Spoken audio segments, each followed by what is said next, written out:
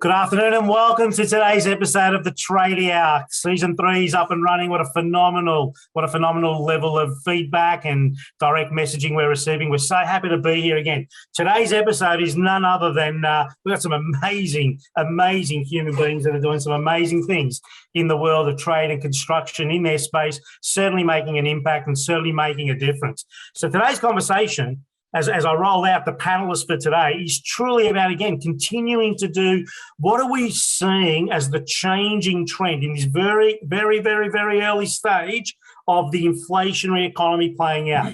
As we're continuing to have drama with our materials being sourced and our ability to attract A-graders or better people to our growing businesses, what is it that we as a complete panel here at the Tradie Hour are going to be maybe adding 1 or 2 or 3 points of reason that give maybe someone or a few of you or many of you that point of reason, that voice of reason that says, hey, maybe things are not going as bad for me as I think they are.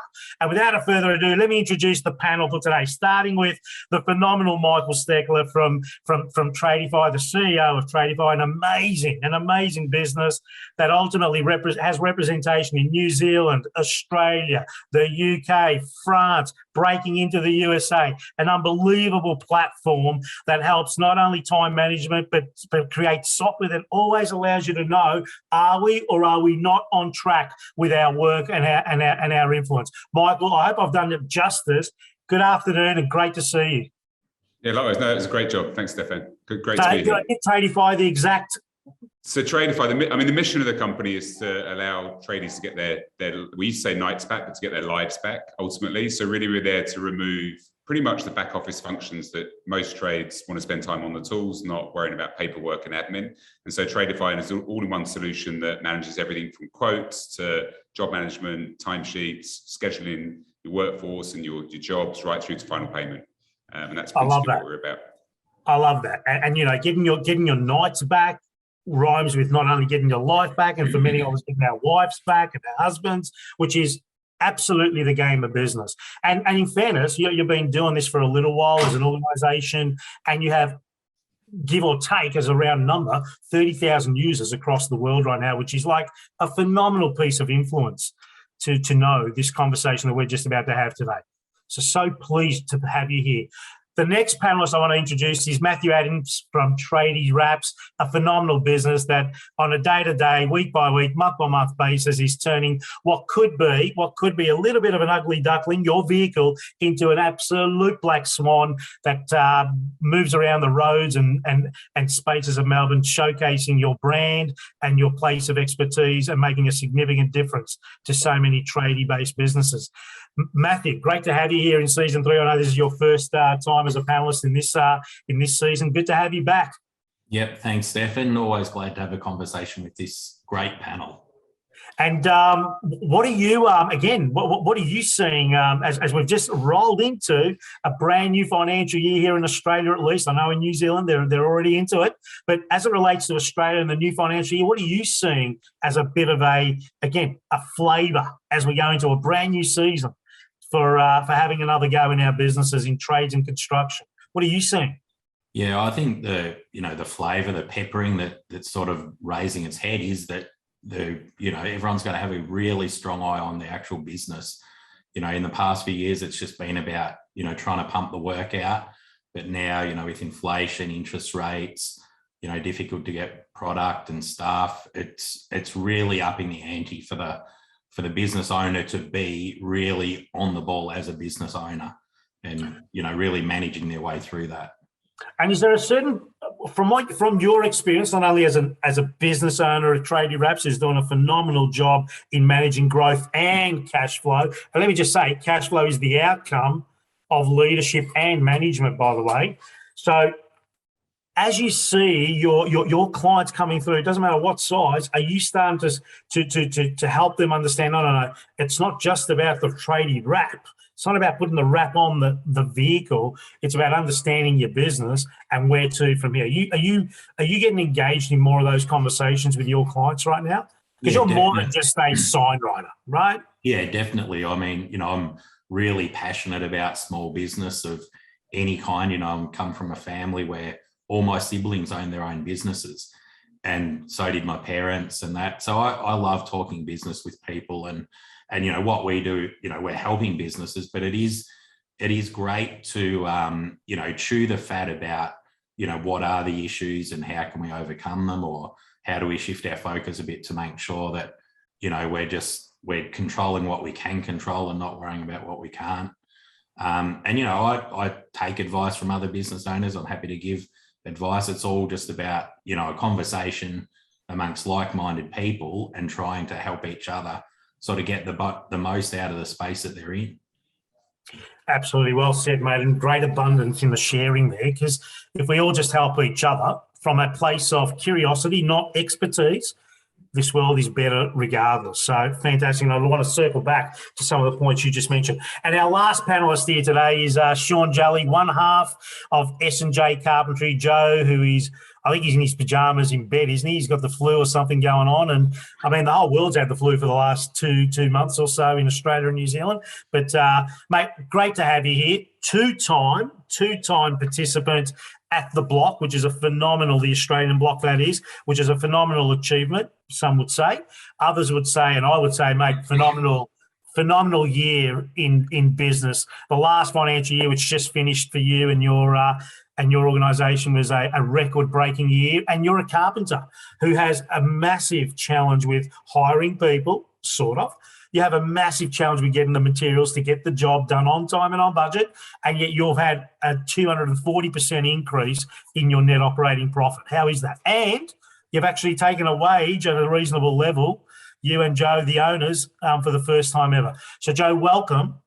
Sean, welcome. And most importantly, what are you seeing in the market, in the world of trade construction, dealing with builders? What are you seeing as it relates to right now in this new world of doing business?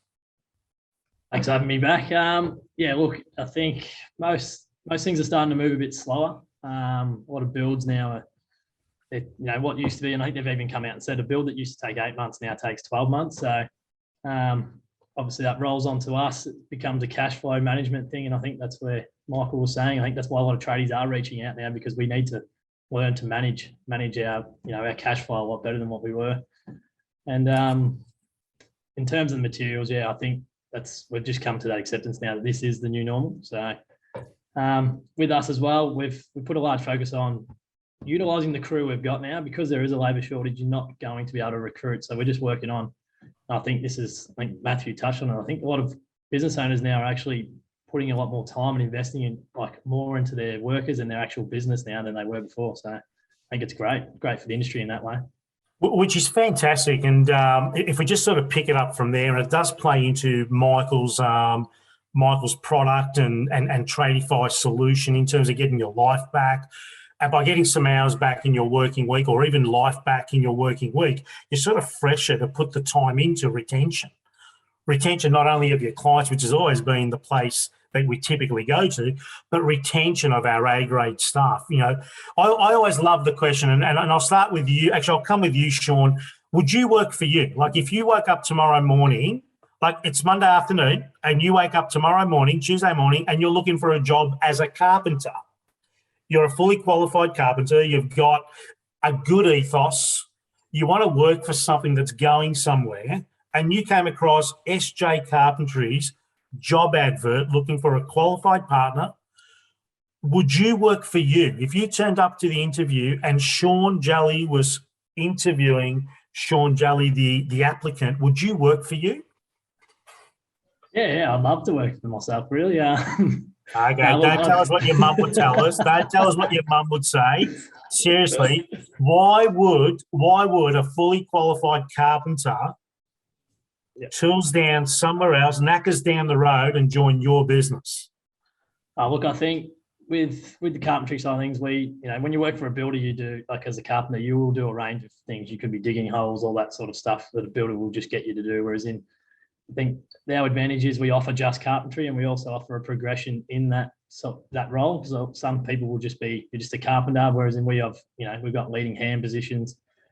Like a supervisor role, which you can then monitor a couple of jobs. Like we're getting to that point now where we're offering what other businesses can't offer. So And we do start to finish, which, you know, that's one of the main things. Carpenters love what they do and they take a lot of pride in what they do. So if you can offer them, you know, that they'll be there at the start and they'll get to see all their rewards at the end, I think that's the best part of it.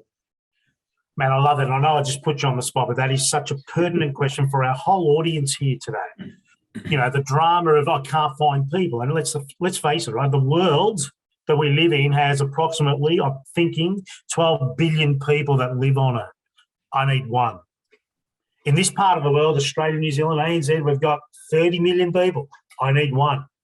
So when you start thinking about I need one, and you start thinking about I need one at the first hour, not the 11th hour, and you get better at I am attracting people that want to go on a journey, that belong to something that is going somewhere, and they have absolute no glass ceiling being here as it relates to growing a career, being respected, being appreciated.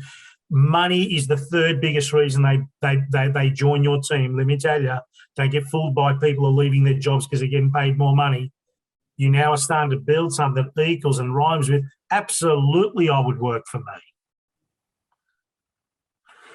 From your perspective, Michael, who's definitely the biggest in the panel as it relates to the number of trade-based businesses across many parts of the world that you work with, what are you identifying as the crossroad, whether you're at the early stages of your trade-based business or just the next stage where you've now got 3 or 4, 5 people on your team? What are you and your organisation at Tradiefy starting to see as the trend as to why people are knocking on the door right now as it relates to their crossroad? I think some of it is whether you're a sole trader, some of it's just the friction of just working so many hours. So it's pretty, I think there's a point where it sort of becomes untenable.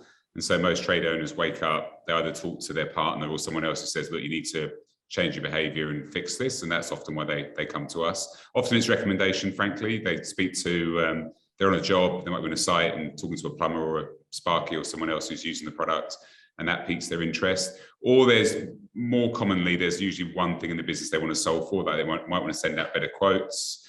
They might want to manage their team a bit more effectively.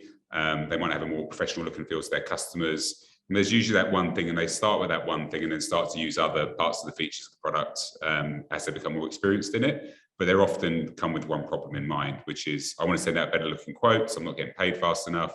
Any number of those things, or it's usually recommendation from someone else.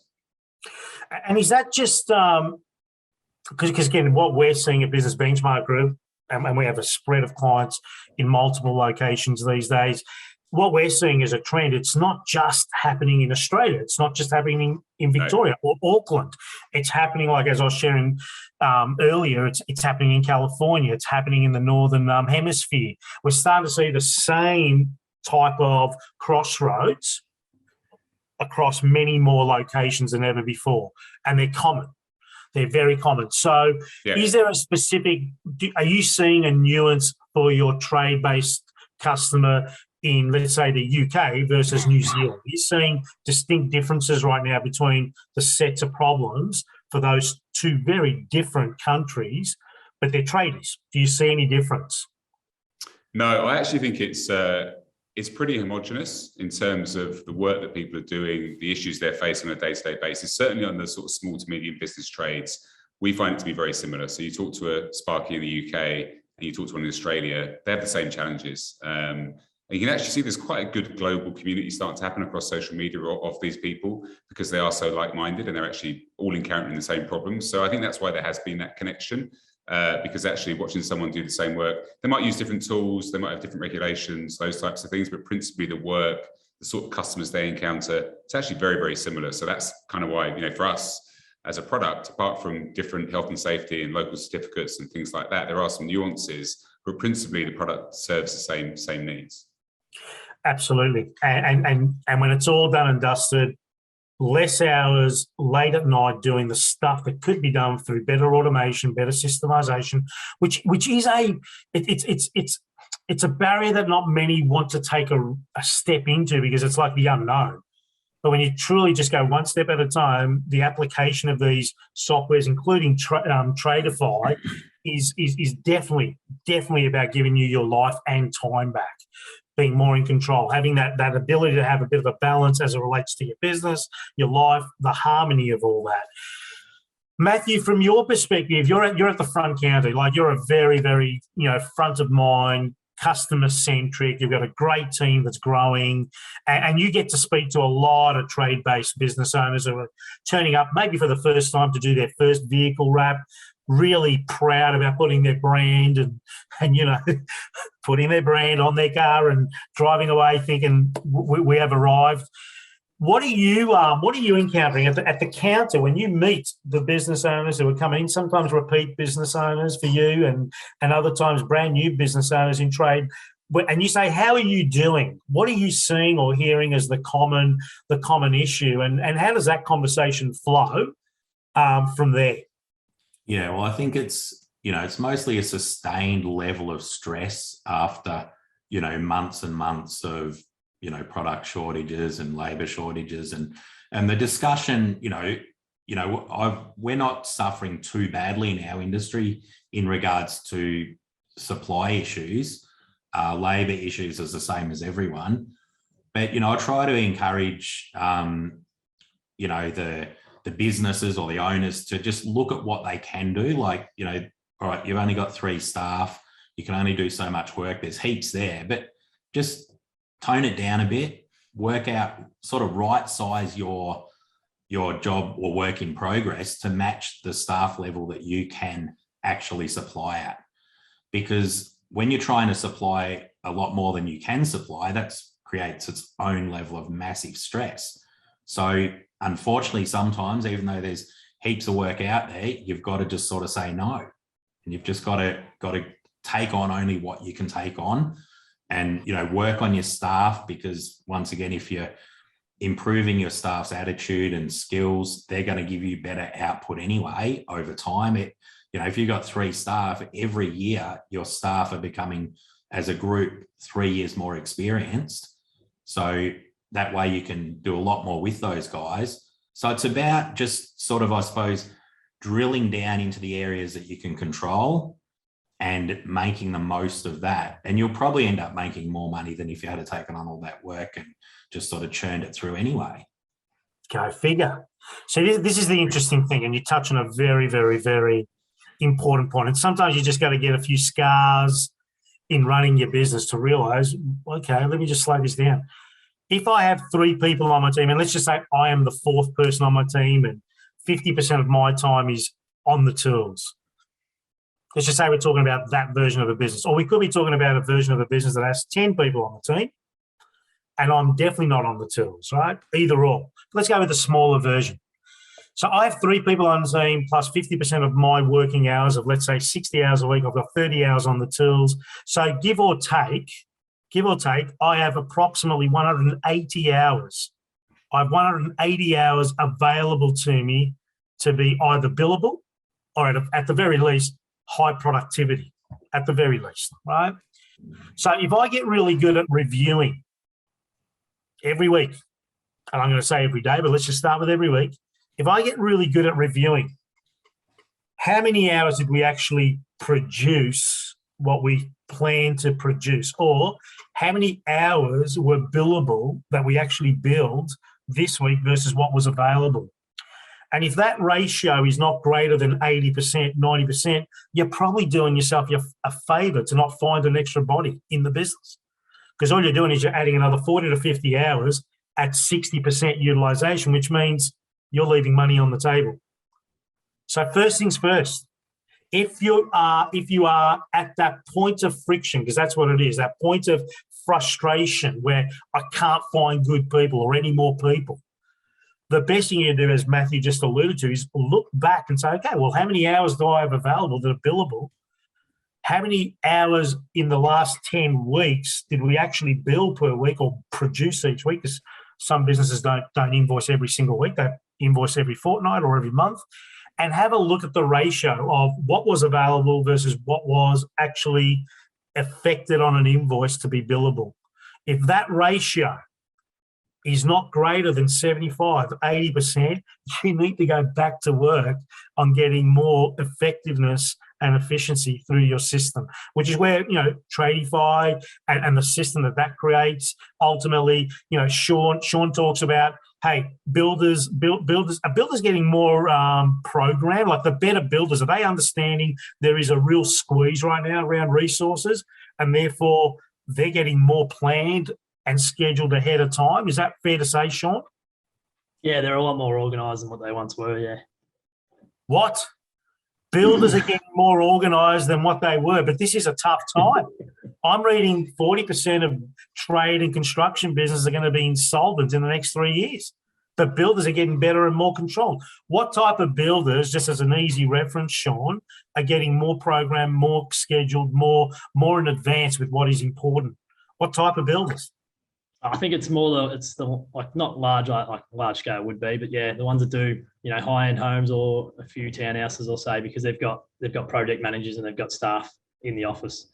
I think the small time builders that try to do it alone, they're the ones that will probably struggle a little bit more. And just as a reference, and you may want to think about the answer, but just as a reference, do those better organised? I need to get it right the first time. I can't afford to get it wrong because money equals time and time equals money. Builders, which is I think what you just shared, A graders could have been an easy reference too. Yeah. Do those builders ask for a discount? No. What? They're the most organised and have the most power, and they're not asking for a discount.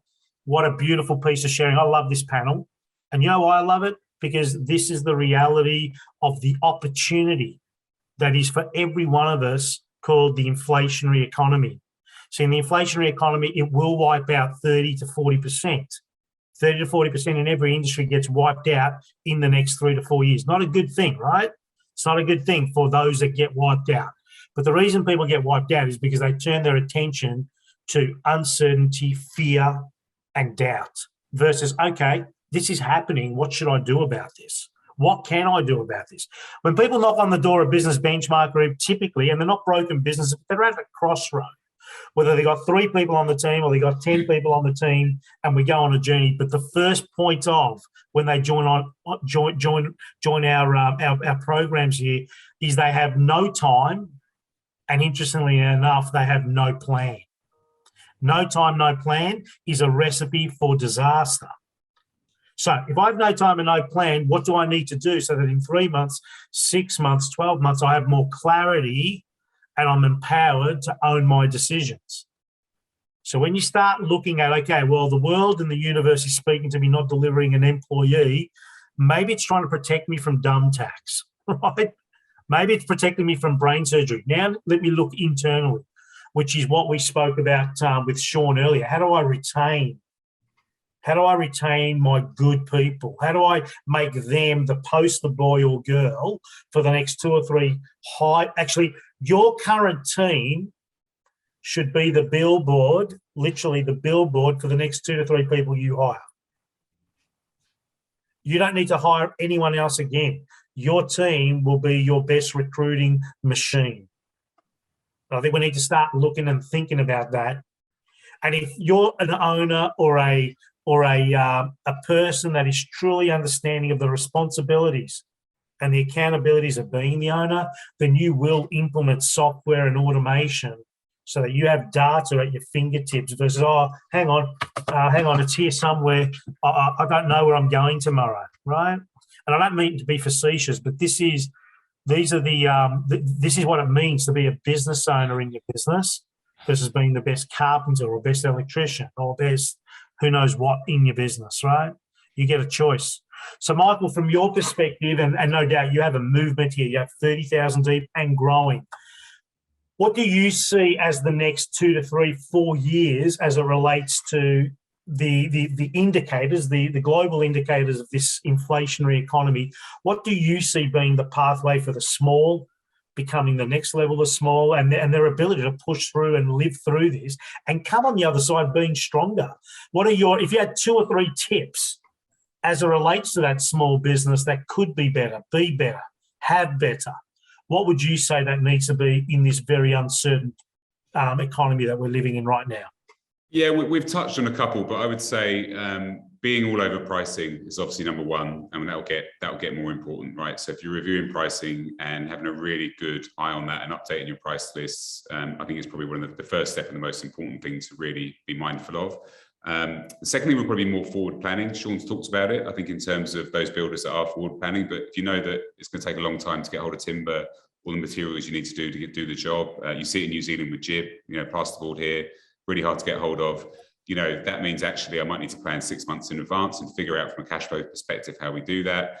And the third one is transparency with customers. I think for me, that's probably one of the most important. And it's sort of, I'd reaffirm Matt's point, which is don't take on work that you're not going to be able to deliver against. And if that is because of supplies, and if you can deliver against it, but it's going to be 6 months later than the customer might like, be transparent. Then they're probably not going to find someone else. Everyone else is in the same boat, right? So I think being transparent around how long things will take is important. And the last one is just cash flow.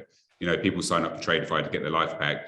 That'll probably shift over the next few months. And it'll be more about how do I make sure that I'm getting paid earlier, probably in many instances. I think in some instances you talked about invoicing. Some people invoice every 2 weeks. I think you should invoice more often, more regularly and faster than a lot of trades companies do today. And I think, again, that's a transparent conversation with customers, which is, hey, I can do this job, but I'm going to need to pay some money up front to organize supplies because there's a wait list. Most people, if they can afford the work, will pay earlier for those supplies. So I think those sort of having that discipline around cash flow, supply payments is probably the two most important things to keep the business afloat, but actually to start to thrive and be able to forward book and have a better view for the year about where your business will end up. And the last one you've touched on, I think the workforce stuff, we see and hear a lot. A lot of the reason there's supply issues, you've had this perfect storm, right? COVID, supply issues, borders closed, everyone's trying to hire people, there aren't enough people to hire. So I think that sort of focus on retention of your current workforce is really, really important, and building a culture, which lots of companies are doing a great job of, but it's something to certainly keep an eye on. And it's not a part-time job. You've got to live it, you got to breathe it, and you got to keep on elevating it. In other words, keeping it alive is a fundamental, and it doesn't cost you anything. This is the other thing about that. Having more communication, not less, internally, externally, not less, is something that doesn't cost you any money. If you feel you're reading the play in a certain way and that's spooking you a little, speak up. You're not on your own. You're definitely not on your own. I mean, look at this. There's 4 of us here from different parts of the trades and construction space, and yet we all speak a very similar language as it relates to there is a problem. Let's acknowledge it. The moment you acknowledge it, that's the first step towards getting some breakthrough or some progression or some continued elevation. Makes no difference. And I feel, particularly in trades and construction, particularly our younger owners that are running and having a go and or are working on a team that they're not sure where they sit in the journey, they bottle it all up, and that just leads to mental health, and that leads to all the drama that we've been very, very aware of in recent times. And that's a statistic that we've got to collectively, as an industry, regardless where you play the game, we've got to all be stepping up and paying attention and helping our fellow brothers and sisters around. You're not on your own. I think that's a very important thing. Look, we're just going to take a commercial break. We're going to come back, and I'm going to share some stats that have been released recently by the HIA here in Australia, and they are verified by the Australian Bureau of Statistics. So I'm going to share some stats with us as to the increases across products, across trades, the pricing shift, as we just heard there. And it was the first thing that Michael alluded to in his tips as to where to from here in the next few years. Pricing models, pricing formulas are so imperative to ensuring you're not, as Warren Buffett says, when the ocean goes out and the tide goes in, you're not found, I guess, swimming naked, right? Understanding pricing models and being really clear about, where do I fit? What is the conversation around pricing? So we're going to go off to a couple of moments of a commercial break, and we're going to be back and share the observations as it relates to that piece of data. Preview.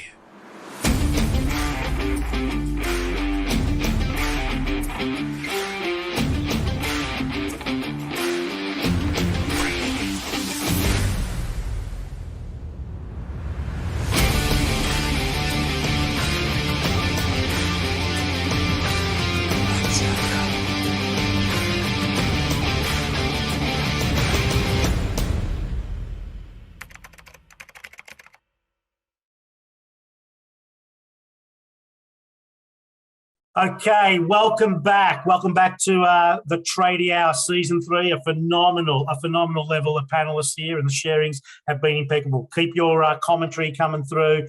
Love the messaging that's coming through, and we're going to do our best to get across all the bits that are coming through that you want to hear from this phenomenal panel. Michael Steckler from Tradeify, Matthew Adams from Tradie Wraps, and Sean Jalley from SJ Carpentry. This is a piece, as I just shared a couple of moments ago before we went to the break. This is a piece that's recently been published in various outlets where it sort of shows the increases in residential building costs and labour as it relates to March 2022. And this is relative because we have plenty of clients in New Zealand, so we know it's happening on that side of the region as well. This is an interesting, as we see, by product. Look at that, reinforcing steel has gone up 43.5% in the last 12 months. Like it is, and we see it. We have plenty of steel and steel manufacturers and engineering type companies here at Business Benchmark Group where order on order, invoice on invoice, it alluded to something that rhymes with over the period, 43.5%. And yet these businesses are busier than they ever have been on the back of understanding, communication, and the ability to ultimately bake into their contracts, agreements, quotes, estimations, even if it's already been locked in, the advanced pricing that needs to be done. By trade, look at this, bricklaying. That totally blew me away. The bricklaying was the industry within the trades and construction that was the most affected. That just truly blew me away when I saw that. I do know painting's been difficult. I definitely know carpentry, and Sean's here to speak from the heart on that one. And yet his business has grown, bottom line, 200% in the last 12 months. Go figure. Again, just interesting as it relates to what's happened in this world of rising prices and limited supply. When you look at that, Sean, I'll go to you first because you're probably the one that's sort of, it's your pocket on the line here. What do you think when you see this piece of data, and specifically timber? Let me have a look. Structural timber, 39.2% up in the last 9 months as it relates to March 2022. And carpentry is 10.4% up, and joinery 9.1%. What do you think when you look at that? Yeah, look, I haven't seen this stat sheet before. That's crazy. I knew obviously that it had gone up, but I didn't realise reinforced steel. So there was a time I think timber went up first, and a lot of companies switched to steel, and that'd be probably showing you why now everyone's starting to come back to timber. In terms of the carpentry, look, I always thought we were a bit underpaid for our responsibility in the trade anyway. So yeah, it obviously hurts us because we've got to pay guys now, and we've got to look after them a lot more. But I think in the long run, that's the best thing for us in this industry. So if I just get you to just lower your sights down to the bottom right-hand corner of that chart, because I think that to me is the most important piece. Okay, I've got some data here. Okay, sort of surprising in some areas and some not. But when I lower my eyes to, they are the benchmark references across materials, labour, and profitability on a job right now. What can you say as it relates to, again, because you're the most on-the-ground panelist here as it relates to this, what can you say to that piece of data down the bottom right-hand corner? So that's materials are costing about 50%, labour's costing 40% up to, and profit, if you're good enough, you should be walking away with 20. Yeah, look, I don't know how builders, they wouldn't have quoted for these kind of things. It's kind of crazy when you look at it. 40 to 50%, that's their margins gone, if not more. I'm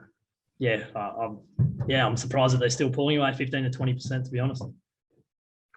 But when you look at your business and the journey you've been over the last 2 years, yep, are you surprised in real terms as to why you're better?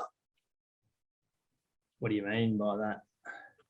You've put actions into place so you're not leaving money on the table. You actually said earlier that you were underpaid for your experience, your skill set, your communication, and you've rectified that. So when you get to understand it's you in control of these numbers, not, okay, the economy is spitting out 43.5% increases in steel. What do I do? Just take it? Should I go broke because that happened? The answer is no. So that's what I mean. When you're up to speed with your scorecards and your scoreboards and you understand what did I budget, what's actually happening, you're in a position of power to have a conversation to rectify. If you're working with A-grade customers, builders, or whatever, you are listened to, not laughed at. Because that builder needs you here in 5 years' time to do their projects when they come around again. That's the difference, and you've already shared that. So I didn't mean to catch you off guard there, mate, but that's what it means. I just want to let you know you and Joe are doing a great job. Matthew, just to you in a moment, when you see that and you speak to all these trades, they drive into your workshop wanting to get their vehicles absolutely beautified and they leave feeling 10 foot taller. But this is the reality of whether they'll turn up and do another 3 cars in the next 18 months, right? When you see that, what strikes you?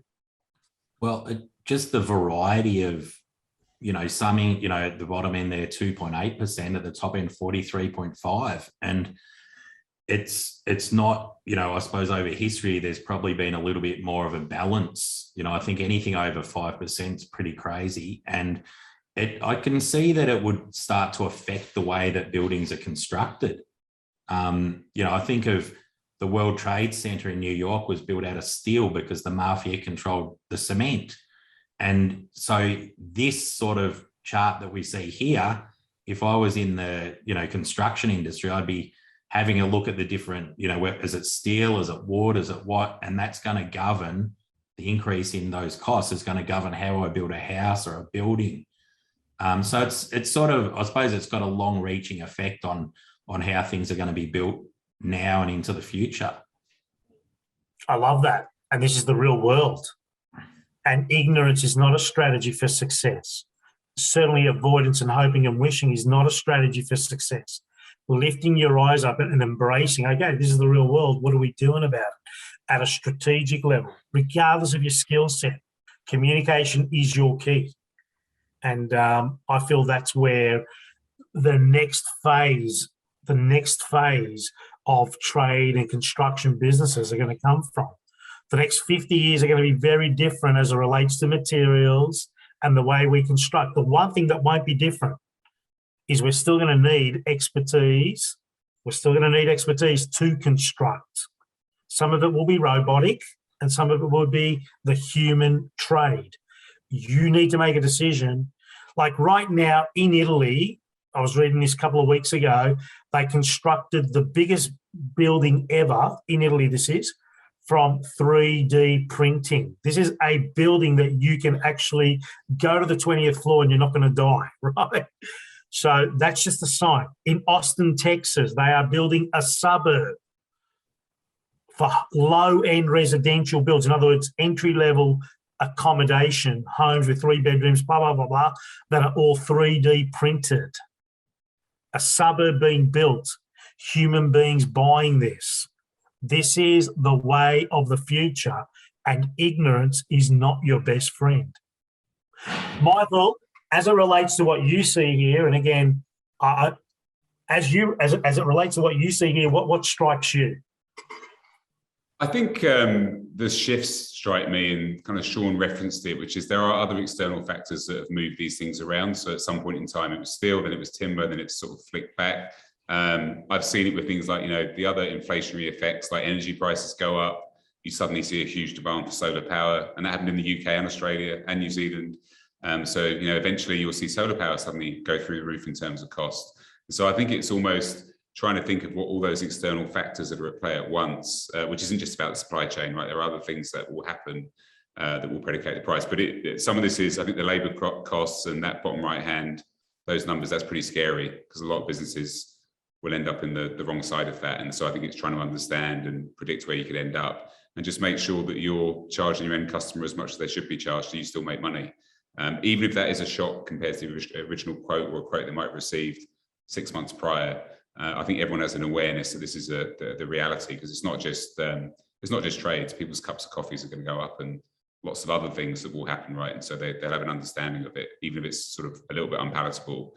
There'll at least be a sort of generic view that things are moving and there needs to be a price increase. The measure of your success over the course of your life is directly related to the hard conversations the number of hard conversations you're prepared to have. The measure of your success in life over the course of your life is directly related to the number of hard conversations you have had in your life. Go figure.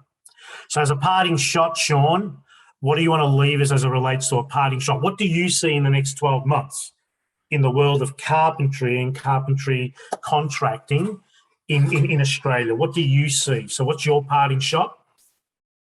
Look, I think, as I said, as bad as it all sounds in doom and gloom, I think it's good for the industry. It's a bit of a shake-up, and I think we're seeing builders looking after their trades now. Sorry, voice. Employees looking after that. Employees looking after their staff. So I think, as much as it seems like a big shock, I think it's good for the industry, and I'm keen to see where it lands in 12 months. And I hope this sort of stays. So. Well done, and great having you here this afternoon, and a phenomenal sharing on today's episode of the Tradie Hour. Matthew Adams, as a parting shot, what do you see over the next 12 months? Yeah, I think just the businesses that really fine-tune what they're doing from a business perspective in every aspect of their business are the ones that are going to survive. Brilliant. Lovely having you again, mate. Brilliant. And Michael, take us out. What do you see as a parting shot in the next 12 months, the immediate next short-term future, and what are your views on that? I think there'll be a need to be even more focused on your customer. So they will be prepared to pay for a premium, right? You want to have a great trades business. You might be slightly more expensive than someone down the road, but if your customers love you and you deliver a great service, then they'll be prepared to pay that. So I think keep your eye on that focus around the customer and the experience they have, and I think you'll sort of survive to the other side. And my parting shot for today's conversation, which is born out of what we've just really touched on, is if I had $10 in my pocket and that's all I had, I would absolutely invest $9 in customer journey and doing the right thing with who I've got versus putting $10 into market to get new ones. Does that make sense? The better I get at investing the customer journey and building reputational growth for delivering on time, on budget, and always a little bit more than what I promised, I get repeat and referral from that. I've got a business that has a really good chance to be here in 100 years' time. Thank you for being here this afternoon. Thank you, Michael. Thank you, Sean. Thank you, Matthew. Today's episode of the Tradie Hour Season 3, an absolute beauty. Thank you, everybody.